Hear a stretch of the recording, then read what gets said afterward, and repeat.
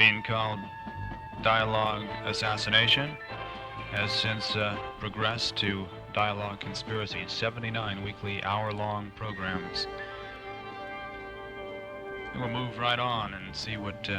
we have a guest today, Mae. Yeah, and my publisher. A guest that many people are familiar with. You want to introduce him? Okay, Paul Krasner is here today, the publisher of The Realist, who's been writing in the public eye for 13 years, right, Paul? Publishing 12 years? 14, actually. I'm just like the airlines and the buildings. We skipped to 13. You skipped the 13, 14 years of publishing, and Paul's written as a book published and has been writing articles and been on the media for a long time. Originator of the word yippie. And he also softcore pornography. Oh, softcore pornography. That's my contribution to the language. It is softcore pornography. Paul's been on the show here before. Did you explain how the yippie came about then? Just aside the origin from of the word yippie? Yeah. No, you'll have to do that, Paul. Maybe people would be interested, since it seems to be a household word, almost as household as Spiro tea. Mm-hmm. Oh, well, briefly, in the end of 1967, we realized that when the Democratic Convention was going to be held in Chicago, and we wanted to have some kind of protest. When I say we, it was specifically Jerry Rubin and Abby Hoffman and myself, who were all veterans of demonstrations from Berkeley and Washington, and we had seen violence, on the part of policemen at all kinds of demonstrations, and yet we felt it was important just to make our presence there known. I was naive. I just thought that we would use the Chicago parks as a sanctuary, and those people who wanted to go out in the streets could, and those people who wanted to just be there as a kind of living example. The media is the message. Living example of an alternative lifestyle could be there as their statement. And we were thinking of names. It was called a Festival of Life, an International Festival of Life.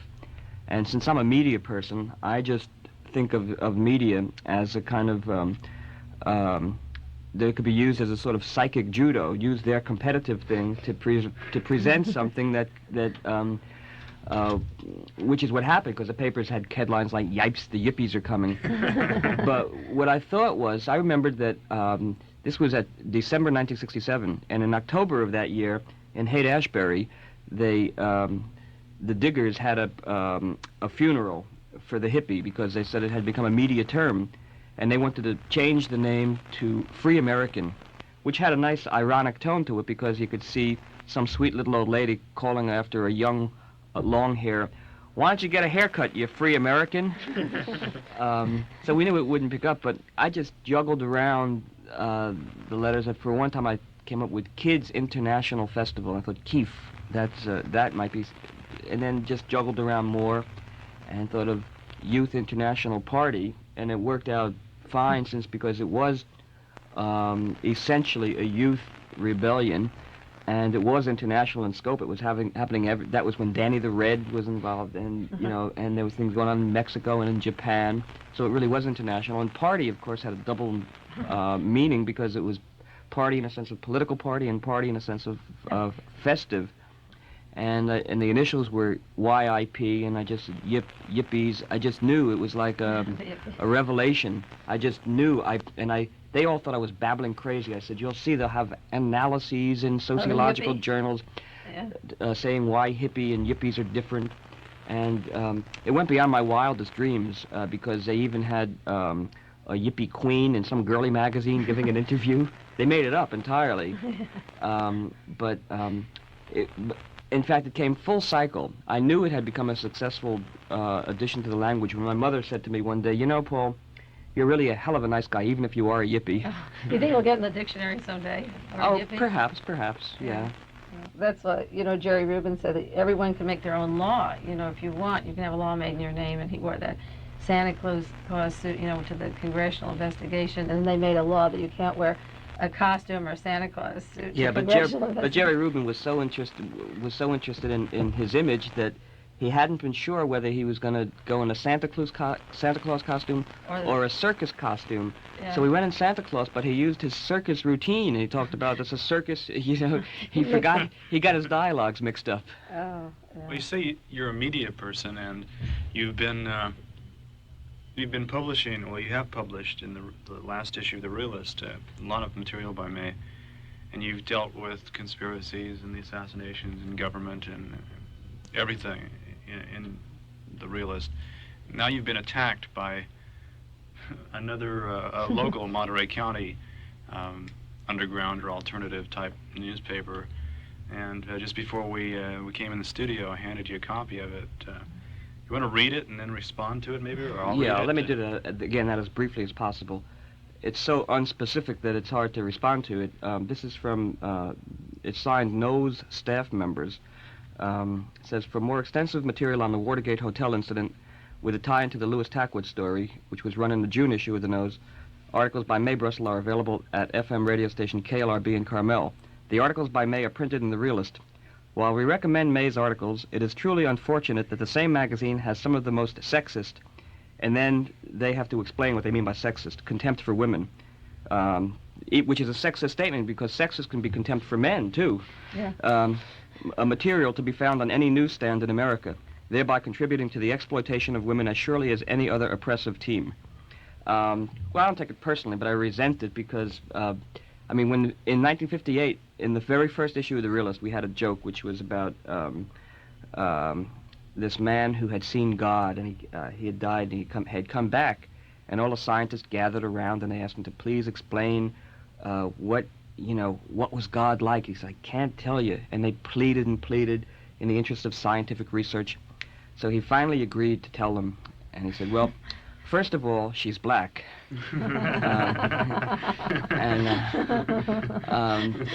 On a symbolic level, that, and Steve Allen repeated that on one of his shows. He said it was his favorite, most meaningful joke. And then around that time, too, I had an editorial. This was 10 years before this was actually followed up. An editorial suggesting that the designations of in employment ads, in want ads for help wanted female and help wanted male, I just suggested that those were should not belong there because they were discriminatory. So, but I've also discovered that people respond to material on the basis of their own psychology. So, for example, when we ran a cartoon and later made it into a poster, and it was called One Nation Under God, Yeah, I remember and that. it showed an anthropomorphic deity committing anal intercourse upon Uncle Sam, and it was called One Nation Under God. And so some people resented this and say, why did you have to bring homosexuality into it? Why didn't you use the Statue of Liberty? So now, in the current issue of The Realist, there's a 4-page cartoon called Rosemerica's Baby, which I wrote and Dick Ginden drew. And to take off on Rosemary's Baby, except it's a case of political witchcraft, which starts with Richard Nixon marrying the Statue of Liberty, and then mistreating her, thought. And so the centerfold is this coven, and it shows everybody from Martha Mitchell and Spiro Agnew to Walter Cronkite and David Brinkley, and instead of the devil raping Rosemerica, which is the Statue of Liberty, it's a gigantic animalistic television set whose sexual organ is actually a horn of plenty, out of which all of these advertisements come. I mean, it had worked on a lot of symbolic levels, and so one of the people on the staff of the Nose thought that this was exploitation of women because the Statue of Liberty, a female figure, was being raped. And, of course, it is true, she is being raped, but she's being raped by the media. I mean, that's a truthful thing. That is exactly what's happened. Women have been raped by the media, I realized this again when I saw a newscast recently that talked in San Francisco about a San Francisco businessman who took to lunch a woman executive from the National Organization of Women. And the newscaster commented, he said, while the businessman paid for her lunch, she did light her own cigarette. And this was presented as if this was a sign of her liberation, when actually, to me, it was a sign of her slavery, because the history of cigarette advertising in this country it started out with just men smoking in the pictures. Then they would show a woman in the same picture. Then they would show a woman saying to him, blow some my way. Then they would show the woman holding the cigarette between her fingers, and then finally actually smoking it herself. In that sense, a cigarette is the lowest form of rape. Yeah. And I think that it's easy to attack the realist because there's this graphic picture, when I think that the No staff would be much wiser to attack cigarette commercials, for example, as really sexist, murderous, actually. Anybody who writes a cigarette commercial is involved in murder. It's very much more indirect. But I think you have to really redefine what the meaning of violence. Of course, a lot of people in the national scene and women's organizations that this hasn't affected at all. This is just a personal thing of some women in town here. One woman in particular. It isn't.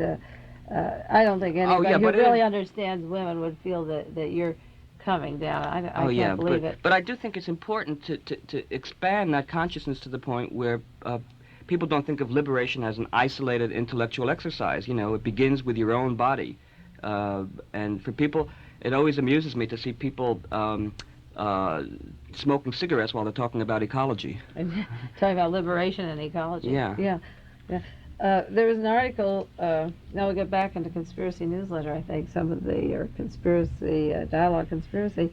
There was an article in the paper this week about a French spy scandal in which 48 top political figures are involved in corrupt financial deals and influence peddling. And there's a gentleman there he's a former civil servant, who has knowledge of a succession of scandals, which he said is like a black tide at the end of the system. And he wanted to expose these scandals. He's a member of the Communist Party in France, and he's collected information.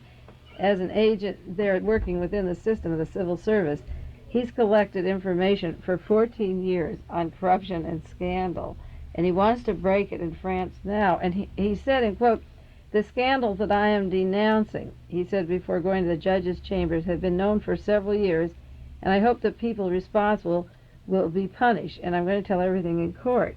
And I bring it up, he talks about the burgeoning scandals and the wide political repercussions.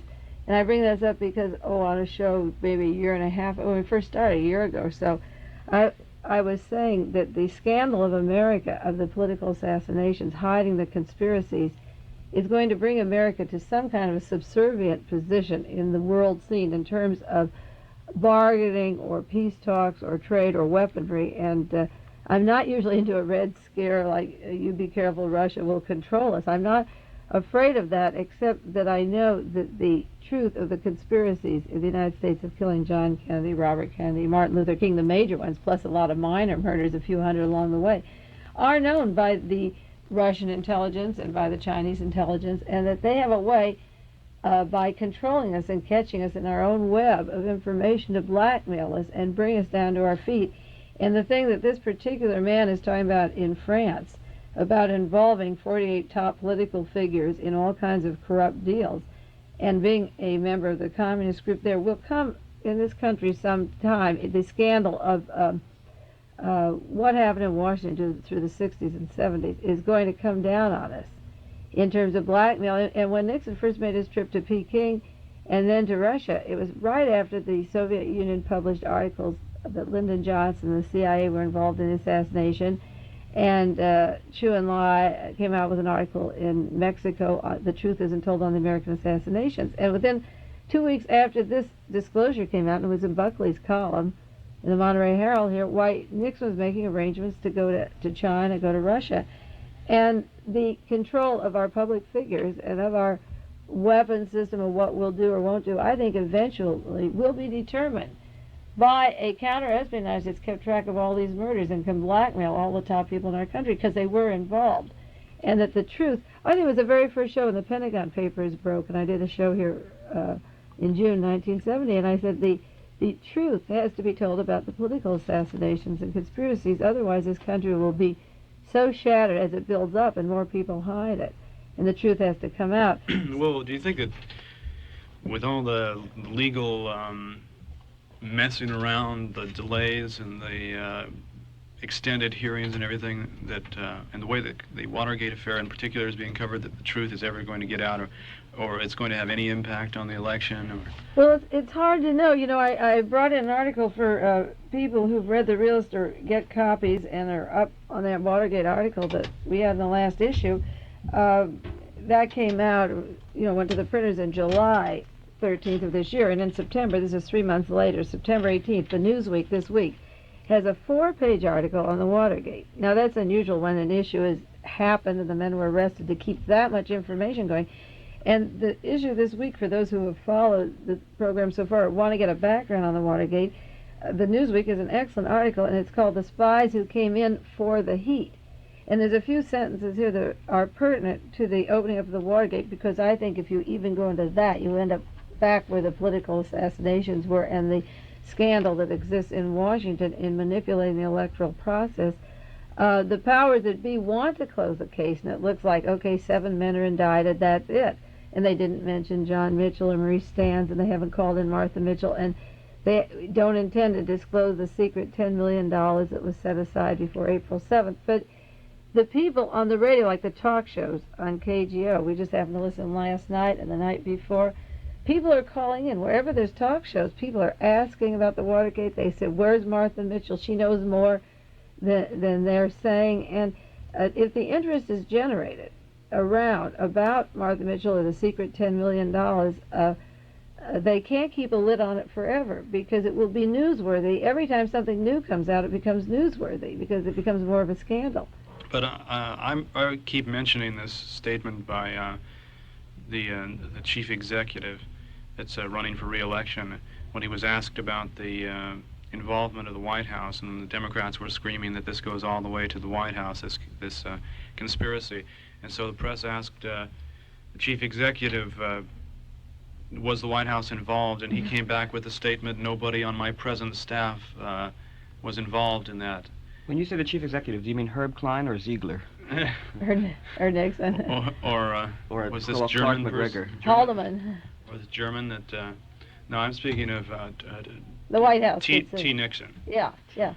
Well, he can say nobody on my present staff. But I mean, the point of bringing that up is, this may be a minor point, but as far as the American public picking up on these things, he said nobody on my present staff, and any White House reporter there who wanted to maintain his job longer than the 5 minutes it took to answer the phone call from his editor would not ask, well, what about the staff that was your staff at that time? Yeah. So the question wasn't asked, but I'm sure that Time some thinking Magazine brought it up. Time did, and Newsweek brought it up. But to me, that one statement, and maybe I'm blowing it out of proportion, but to me, that one statement made by the President of the United States, when he knew what the answer that the press wanted, but that one statement would be enough, I think, for most Americans to throw up their hands in disgust, and if nothing else, not vote for him, but certainly maybe not even vote for anybody, if that's the caliber of person you have as president. I think the caliber of person, I mentioned it in the article, The Realist, the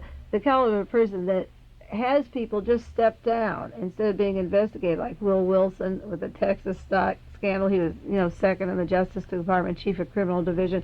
The ITT thing, never investigated. There was perjury. There were all kinds of suits, contradictions under oath, all kinds of lies. But I think that's where the media, and I'm speaking to this because Paul is here, because I happen to be involved, like my life's work is the media. And I think that to let the media drop that as much as they did was bad, because I think unless people spell it out in black and white, the public doesn't pick it up. Well, that involves that one statement was horrendous. It was. But see, I think you underestimate the tendency of in my office. I don't have a sign that says think. I have a sign that says rationalize, and I think there's a tendency to underestimate the capacity of people to rationalize. And so somewhere, when the president makes that statement, somewhere in people's heads is a buzz that if you put it on a magnetic tape and spelled it out, it would say, of course, the president has integrity, and he fired those. So they take it as a positive thing when he says, nobody on my present staff. Well, the subject came up last night on that radio show where a woman called in and said, I can't believe that Martha Mitchell doesn't know something, and why isn't she called? And the radio announcer said, well, she's not in public life anymore because her husband has resigned from that position. Yeah, but that wasn't a radio announcer. That was the staff conservative. And he has a vested interest in untruth, I suppose. I mean, it's so obvious that when John Mitchell had this important position with the committee to re-elect the president, and then Martha Mitchell calls up and says, I've been kidnapped and wounded, and inoculated, and and I've seen cops and robbers, games politics as cops and robbers, and I know dirty things. And then a few days later, John Mitchell resigns from that committee, and then the top men in there, Maurice Stans is involved receiving the cash, the chief fundraiser. I got a call from a gentleman this week to remind me that Mr. Dell is the vice president of ITT, and he is the second man in command of that committee. That Maurice Stans was in charge of the financing, and Dell, vice president of ITT, was in charge of the programming of the committee to re-elect Richard Nixon. He had an official capacity. But they don't want to bring the ITT into the committee to re-elect Richard Nixon either, because the funding, the scandal, and everything. So the ITT is carefully being kept out. But at the first time when the men were first arrested, there was a suggestion of the ITT involvement here too.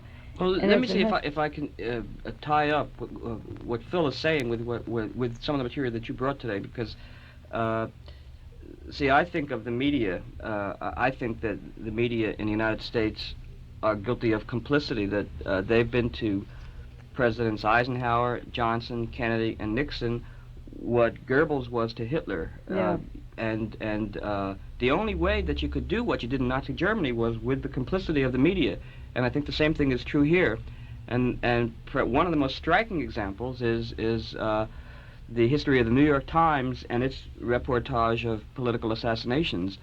Because I don't know if people on the West Coast realize that even though the New York Times is essentially a New York newspaper, it is considered the paper of record. Almost editors all over the country and all over the world get the Times. This is their source. The New York papers, the New York Post, as well as Time and Newsweek, they all base, and as well as the it's the final word. The radio and television. You know, they use the New York Times as kind of almost an outline for the things they're going to cover and the importance which they're going to assign to it. So, and we have a they also have the New York Times News Service, which supplies a lot of... Which supplies the San Francisco Chronicle and the LA Times with stuff. Well, we have a report by a guy who's done research specifically on the Times handling of the assassinations. Yeah. I thought maybe next week I'd do a whole show on just the headlines of the New York Times and how they covered the three major assassinations of Robert Kennedy and President Kennedy and Martin Luther King. And they have a definite vested interest in a financial thing. For one thing, they published the Bantam book of the Warren Commission when it came out, the Warren Report. But they have taken a specific stand, and no matter what evidence comes in otherwise, they are right there to tell you no conspiracy continuously. But the background of the media and keeping down conspiracies is understood when you read a book by Kilm Philby, My Silent War, and he was the head of British intelligence who worked his way up and turned out to be a Russian spy and went over to the Russian side just a few years ago. And he told how he saw Hitler's youth and the being put down, the young people in Germany, and being killed and put in jail, and he realized that there were conditions in Germany that needed altering, and that the communist scare kept Hitler beating these people up and killing them and locking them up in jail. And Philby realized the danger of Hitler very early, and he went back to London and started writing for the London Times and covered the Spanish Civil War as if he were pro-London Times policy. And with an editor of the New York Times and the London Times, they praised Franco and put down everybody who was fighting, opposing this fascism. And he already knew he was going into intelligence work, and the way he would ingratiate himself was to follow the policy of the New York Times and the London Times. Then he went back to London after the Spanish Civil War and started right into British intelligence and worked his way up. So that it was so slanted, even at the time of the Spanish Civil War, against one way of thinking, the New York Times and London Times, that it shows you that they weren't objective at all. Yeah, well, I think that also we should, we talk about media, there are areas that should not be neglected, like television, for example. I don't think it's any accident that Billy Graham goes on the Johnny Carson show and makes an equation between drugs and witchcraft. Because we're too sophisticated in this country to have anti-Semitism, but in order to maintain power and control, you have to divide and conquer. Yeah. And so the hippies and the freaks make a better scapegoat than Jews do in this country, because you have a Jewish vote where you don't have a freak vote. Well, the Pope came out this last week, and I'm reading articles on the Pope since I got a document of a researcher, a man who's done a lot of work in Asia and all around the world, researching different parts of political conspiracies and tuned me into the relationship of the Pope KLRB FM Carmel. Aristotle Onassis in controlling the flow of a lot of hard drugs all over the world and political posture. And it has to do, believe it or not, with the importation of heroin from the Golden Triangle down there in Asia and the reason for the war in Asia and who's making the money. So I began, after I received this information and never included the Pope in conspiracies, began to read. I thought, well, I'll start reading some articles about the Pope. And 2 days later, this was just last week after we met this man in San Francisco on the weekend, there was an article that the Pope came out against sex, that sex leads to drugs. Did you see that article? And that sex, and knowing that people like sex, then you say, well, then they're all going to be drugged, and then he's in on the drug traffic. It oversimplifies it, but as people are getting freer with their body and getting more liberated and can express themselves, then he relates that taking drugs is cause it starts with sex. And then today I read well, you'd think that if he was involved in drug traffic, then that would cut down on business. No, it's a rationalization then. So you've gone into, there's a lot of rationalization and propaganda for saying, oh, now you're taking drugs, where drugs are actually brought in by people, imported, and it's the biggest industry in the world today, billions and billions of dollars. Paul, getting back to this idea of media complacency with government, and helping them carry out whatever goals they've got, do you think that you can ever prove that in any time frame except as history? Well, you can do what I try to do, which is present evidence and let people judge. Like I watched the premiere program of Laugh-In, which is possible to watch for an entire hour without even chuckling. And it's important to know that the producer of Laugh-In, Paul Keyes, has written jokes for Nixon. And if you analyze the humor in it, I took notes for that hour, and you analyze, there were two jokes about crime in the streets. There were a lot of jokes about Barbra Streisand's nose, things like that. There were even though they had a black on, Isaac Hayes, he did a joke making fun of Lawrence Welk's accent, right? So it's kind of insidious in a way. My daughter, who's 8 years old, came to visit me, and on the plane she saw, from New York, she saw a movie on the plane. And I said, what was the name of it? She said, I don't remember, but it was about a black robber, so that these black exploitation films are, where does the money come from to present these films, why is now Gene Hackman and Al Pacino doing a film about hitchhiking? There's this ties in again with something that I heard you do on the news once about these placemats at Howard Johnson's, these right. anti-hitchhiking things. It would be interesting to know by what process those came to be the official Howard Johnson's placemats, which showed a bunch of angry middle-class citizens in a car shaking their fist at a hippie hitchhiker. Yeah. Well, there was an editorial this week. You talk about the news. Schmitz had, you can read this editorial from the Los Angeles Times when Schmitz came out and said there was a conspiracy, in the George Wallace shooting and regarding Arthur Brammer. Okay, let's get to that. And I hate to interrupt you in the middle, but we have to do our bit to please the FCC and identify the station. Specialist Mae Brussell, and our guest today with Mae is a friend, Paul Krasner, the publisher of The Realist, and I won't say any more. Okay? This is from the LA Times? Yes, we were talking about how the media controls the mind. There's a lot of talk about conspiracies, and I know The Realist is getting a lot of publicity around, and the newspapers all have these copies, and Schmitz was talking about a conspiracy that tried to kill George Wallace. So the LA Times had an editorial, and I think you ought to read it. It's short, to show how people are completely brainwashed. Just like at the time of the Munich shootouts, the Olympic Games, they happened on a particular day, and the very next day, James Reston for the New York Times said, one man killed President Kennedy, one man killed Senator Robert Kennedy, one man killed Martin Luther King. The violence of 60s and 70s shows up at the Olympic game. It wasn't even appropriate to bring in what happened at the Olympics with the other thing, but James Reston, the New York Times, the very day after the Olympics, had a story on the past political assassinations that all the violence stemmed. So then the LA Times follows it up with an editorial this week. Yeah, well, and this is on Schmitz, who has taken George Wallace's place for the American Independent Party. I was suspicious when Schmitz was due to appear on, he kept building it up. He said, I'm going to announce Thursday about the conspiracy to kill George Wallace, and then he kept building it up so that there'd be a larger audience for when he appeared on Face the Nation, I guess it was, on Sunday, which was on CBS television, plus twice on their radio network that day, at morning and at night. And it was clear to me, because I see it through this filter now, that it was obvious that this was being done to discredit in advance the information that's going to filter up about the real facts about the conspiracy by getting a phony conspiracy scare. Then they can get it into people's awareness. Oh yeah, there's another on the right and there's a nut on the left. You know, and it provides them with a safety valve not to deal with the facts. All right, this is the LA Times editorial titled Schmitz's Theory.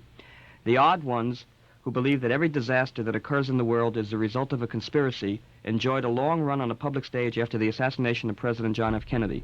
They were on mostly a sincere gaggle. That's one of Spiro Agnew's words, isn't it? Sincere gaggle of peculiar personalities, plainly befuddled and deserving of considerable sympathy. They even become altruistic in the process.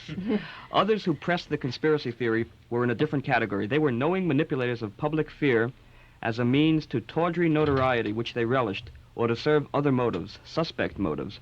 John G. Schmitz, the lame duck Republican congressman of Orange County, fits into the last classification. Schmitz, who is running for president of the American Party ticket, says, quote, the facts indicate, unquote, that the attempt on Governor George Wallace's life resulted from a communist conspiracy whose purpose was, quote, to deny the American people the choice they deserve this November, unquote. Then Schmitz provided the final little flourish. The Nixon administration, he said, is covering up the facts in what? Why, in a conspiracy of silence, that's what. It all adds up to what? To have Schmitz opposing him means that President Nixon's political luck continues this year without a break. That's what. That's an editorial from the LA Times. But you see, in order to put down Schmitz, they say that people had a long run on the stage. The real truth of the assassination, the best research is going to start coming out. You know, there's other people like myself that worked 8 or 9 years, and it took that long to really get the loose ends and the threads together. You know, and they think we've had an overlong run of things. You know, and he called it sincere gaggle and befuddled work. You know, and you know what I think it has to do? It has to do on one level with a cultural tradition.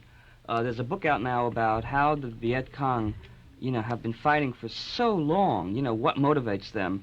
And a woman named Frankie Fitzgerald. Oh yeah, I read about that.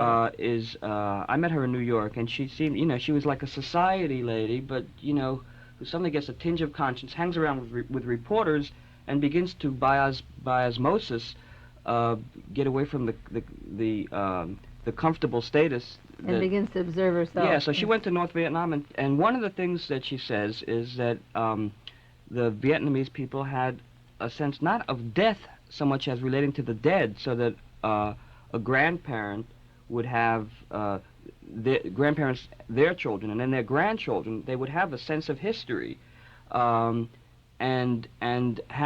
their loyalty would be to the human race, which is why they're able, not that they enjoy death, but why they're willing to face the possibility of it, because they have a sense of their relation to the earth. Whereas you have somebody in this country like Teddy Kennedy, who is so selfish about his own life that he refuses to ask for the opening of the archives, even though there's no doubt in anybody's mind that he knows, and I know people who he's discussed it with. Yeah.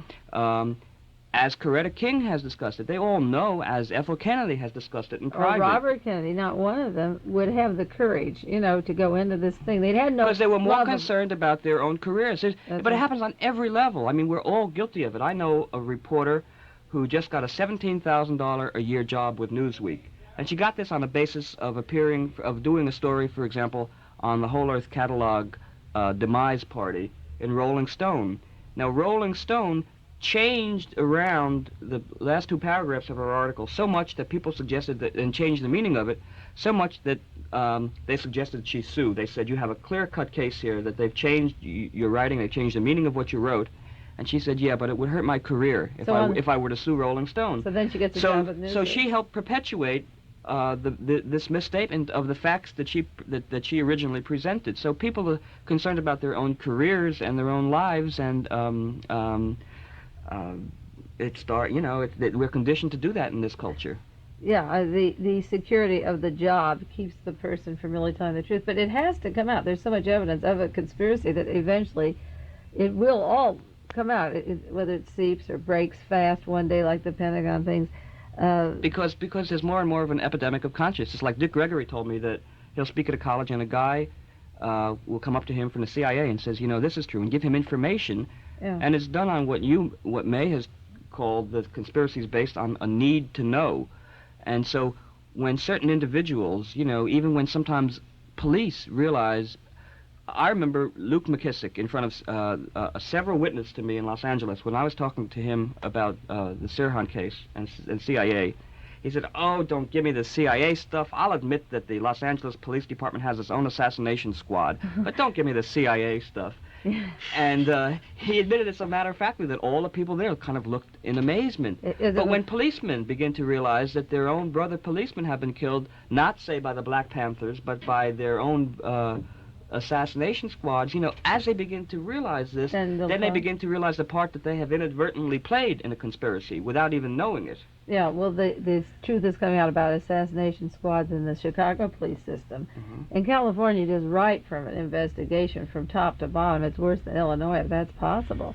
Do you think that, I can just picture the impact of just one major police department being opened up and exposed as having an assassination squad. If enough proof could ever prove that, there goes the whole law and order issue in the whole nation. Well, I think will happen. I don't think the American psyche could withstand a shock like that. Well, I'll tell you what'll happen. I really think it'll work this way. I read they'll say only in America could you come out with that kind of yeah. Well, I read in the paper just this week on Thursday that a whole group of San Jose policemen were fired right away. There was some scandal in the police department. Every one of them was filed.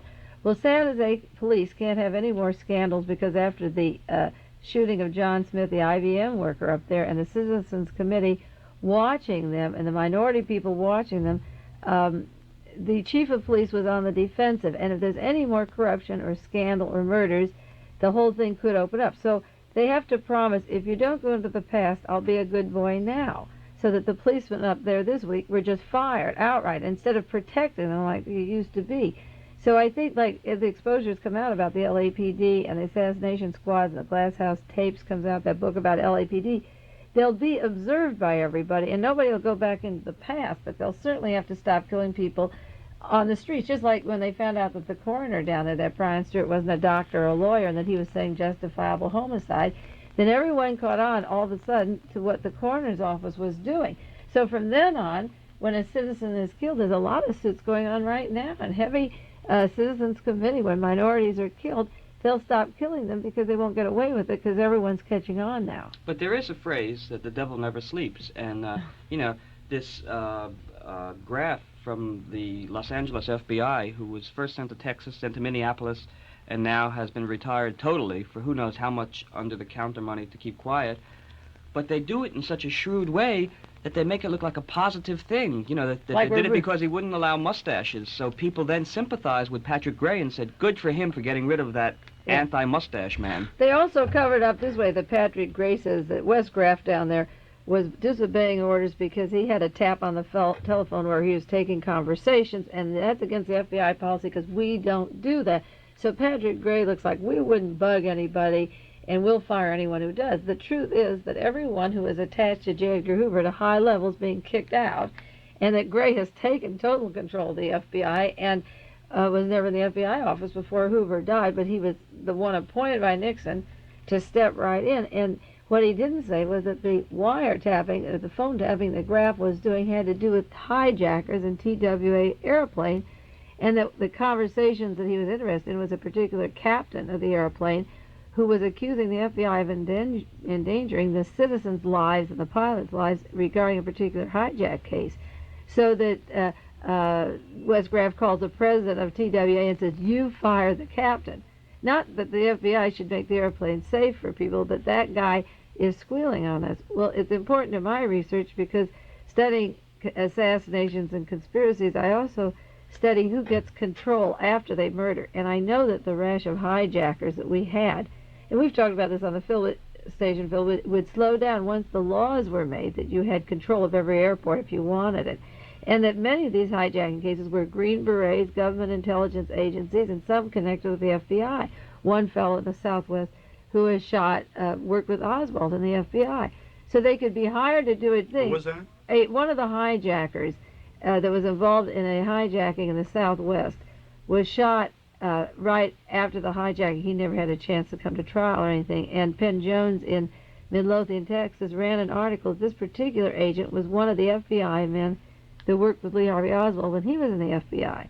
And I knew that a lot of these hijackings, like the fellow that took the money to Honduras, the people got their money back. The man was never found, but the law was on the books. Or the one up in Seattle, the fellow from Salt Lake City. There's a group of hijackers that have been in Army intelligence, in the special services, had training with airplanes and so forth. And I feel the money gets back to the sources, and they, in quotes, don't find the hijackers, and that a good percentage of those were provocateurs. Purpose being? Purpose being to have a law on the land that you can search anybody or keep anyone off the airport or go to anything you want, so that if you get more into a state of fascism and you suspect somebody of being, say, political, you can also just pull them off the plane and deny them passage from one city to another. And the citizens think of it as a good thing. They think of it as a protective device. So that they accept repression and police state tactics as a positive thing. Well, this is what the series of assassinations was in Nazi Germany and the repressive laws. And in Munich too. I think it's important to know the background of these people. Mae mentioned to me one of the people involved in the Munich thing. Which one was it? The wife of somebody? Well, the woman that they're looking for is a member of a fascist party in the Middle East. I've watched the Munich thing, and I have about 14 reasons why I think that a particular sect with Mr. Beck, the chief of police of Germany in this area, who promised to guard, he didn't need the German police, he would take care of this particular area himself and be in charge of security. And he's very strongly aligned with the Christian Crusade, a far right-wing party. And the elections are coming up, and it hurt the existing group that want to run for office, the provocation, the murders in Munich rather, helped the far right wing. And it was very political for their elections here, like we have killings here for elections. And it involved just a few policemen and one policeman being killed, and a lot of Arabs. They could have used all that they wanted, and it seemed that they had foreknowledge of this particular thing taking place, and they didn't bring out more guards, and the men that were guarding it saw them climb the wall. And the use of this kind of a provocation, if it was, and it looks, some of the evidence appears that the Munich thing really stinks. And now they've called off all investigation, they said, so it wouldn't be an embarrassment to anybody when they found out the boys all died of bullets, or instead of being smoked out or blown out first. And the investigation's been called off, but the elections go on, the fear goes on, and some gain and some lose, and the answers of the discrepancies are never resolved. That's how you get into watching conspiracies, is the actual discrepancies of the bullets and who fired first. And it was at a NATO base, it wasn't at a regular airport. It was handled as a military operation. It wasn't a civilian matter. And the men could have had a chance to live, maybe if they'd been sent over to Egypt or somewhere. They didn't, they felt they'd be safer dead in Germany. I don't understand the rationale of that whole thing at all, and the evidence stinks. But what you do get are new laws. Right away, President Nixon says, we'll guard these people in this country. We'll get new laws at the embassies. We'll get new laws, new people at the airports. And you get more, every time you get one of these single murders or a massacre of that kind, you get more police, more laws, less solutions to the problem, and more repression. And so working out with the group that were angry, you get more repression, more building up of hatred in the Middle East, playing the Jew against the Arab, where that situation was resolving itself. Did I interrupt you before, Bill? You were about to ask a question. It slipped my mind now.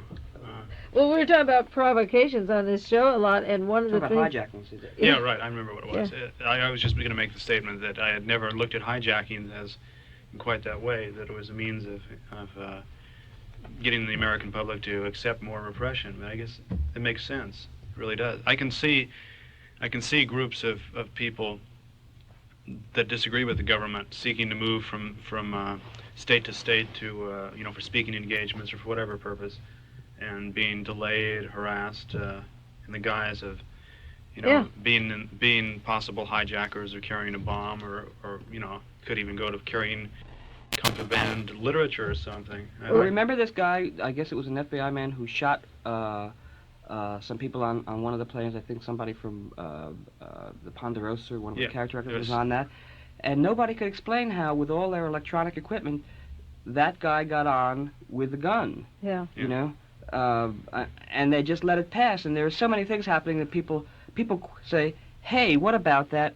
And then there are so many succeeding hey, what about that the government depends on our collective short attention span. Well, this hijacker in Vietnam who had sent letters, to Nixon against the war, and he was very active politically, and they, in quotes, called him a hijacker, and he shot on the plane. And then it turned out that was a really contrived thing, that last big airplane that was hijacked down in Vietnam. And he was a very political figure, but it was a very quick way just to shoot him right there and say, well, he's hijacking a plane.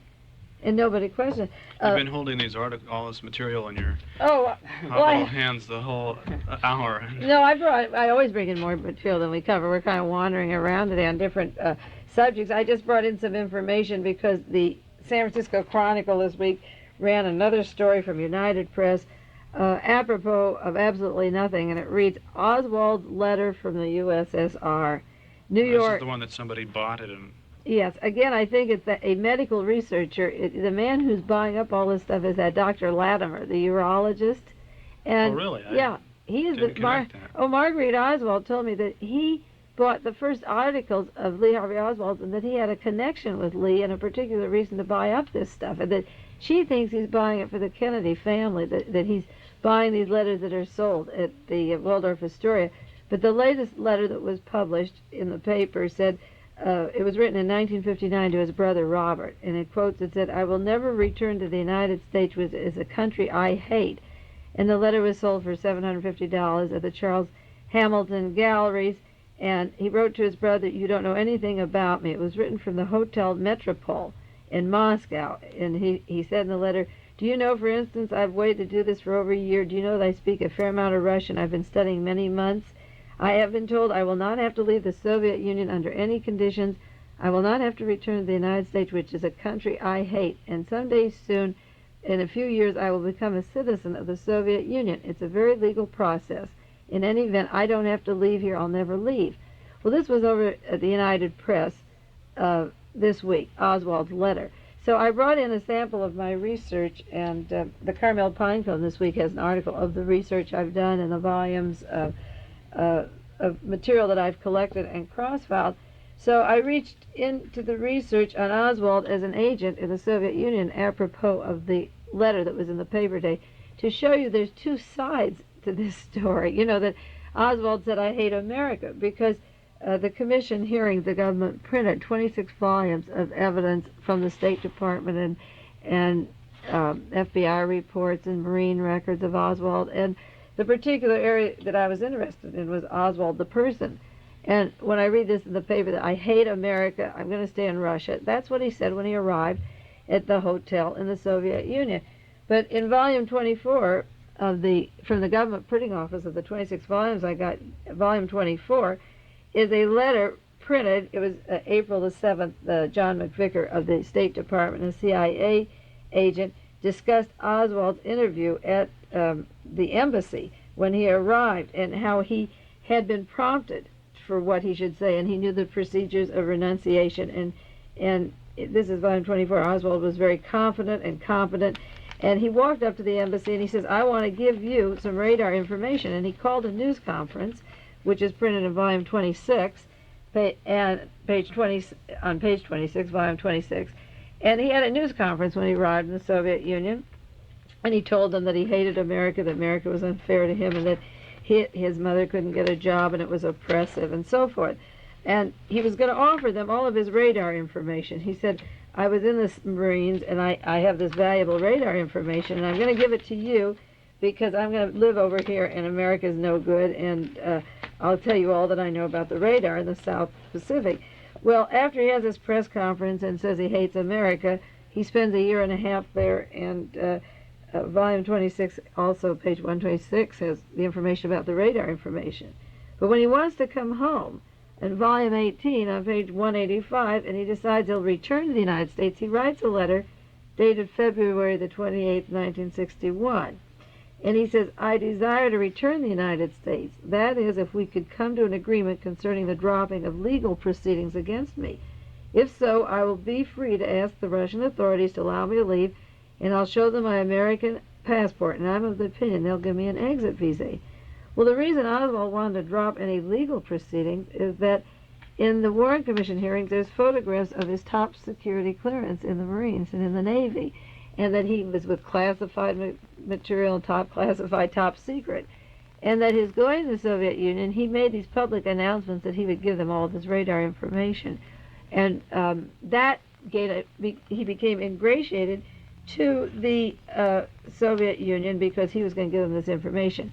But the Americans knew that that was his cover story. When he writes to his brother, holds a press conference and says, I hate America, I'll never come back, that's, in espionage language, covert language, a cover story, because he has to prove to them that he has a reason for being there. He can't just say, I'm a spy, I want to see what you're doing at the radio factory, or I want to watch the U-2 flights or the vapor trails. He has to pretend to really hate this country. So he spends a year and a half there, but when he got out of the service, he signed a paper which said he was legally responsible for anything he did while he was in the service, and that if he passed on any secrets that he knew in the service, he was always legally responsible to come back. He never could break that secret, even though he was discharged from the service, and he had an honorable discharge. So he knew that he was legally held if what he said was true about giving the radar information. So how does this all balance So off what against this letter he's allegedly written? Well, the his point brother. is that the brother of Lee Harvey Oswald and the newspaper people have articles when he first defected saying, I hate America. But the Warren Commission hearings and the researchers have compiled, and particularly myself, because I've worked in this area extensively, have compiled all the information that this letter and his news conference was only a cover for him to do spying for the United States in the Soviet Union. And that when he's ready to come home, he doesn't hate America. He never applied for Russian citizenship. And the fact that the State Department sent him the money to come home, met him, in New York, and provided all of his coming home and gave him his passport back, is the other side of the coin, that he is not hating America at all. The newspaper keeps feeding the lone assassin misfit. And these articles seep into the press, so every new generation or someone coming along can reaffirm their idea that Oswald hated this country. And he did it alone.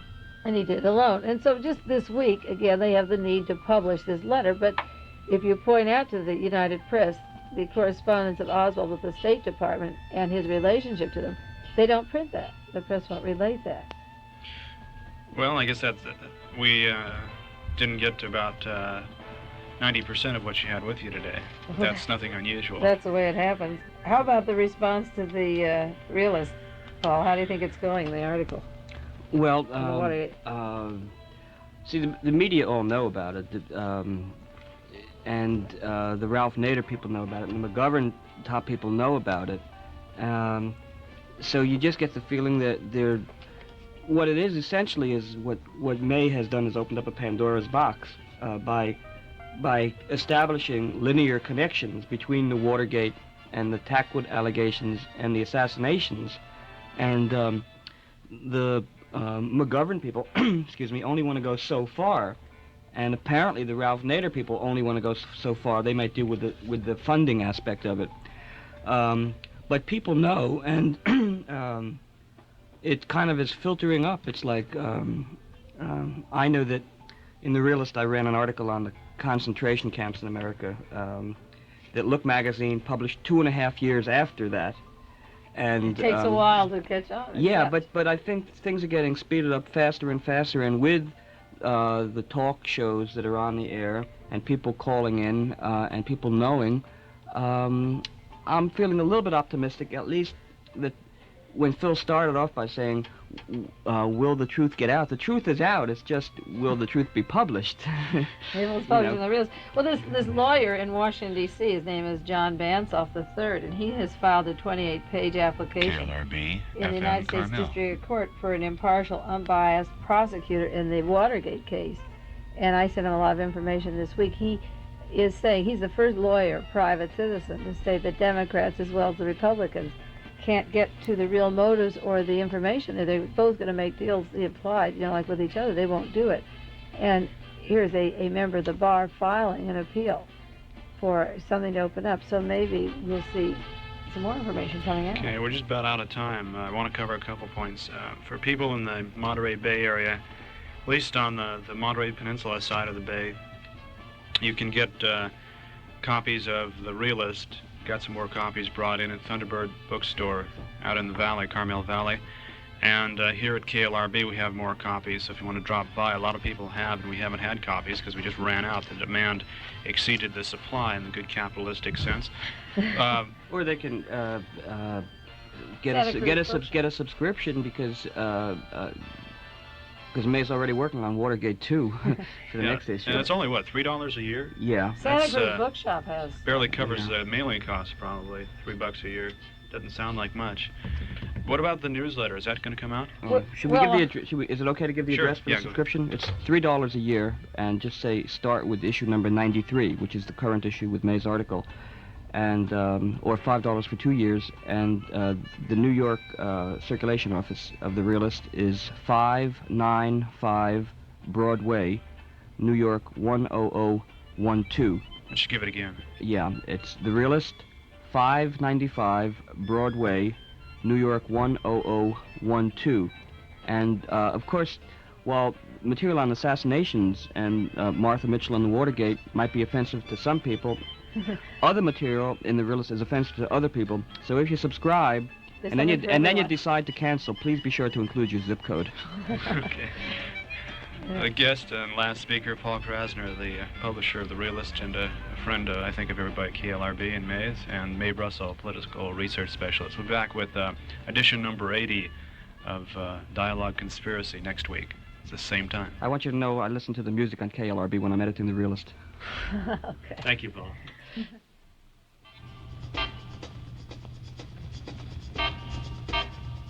This has been Dialogue Conspiracy, a public affairs presentation of KLRB News.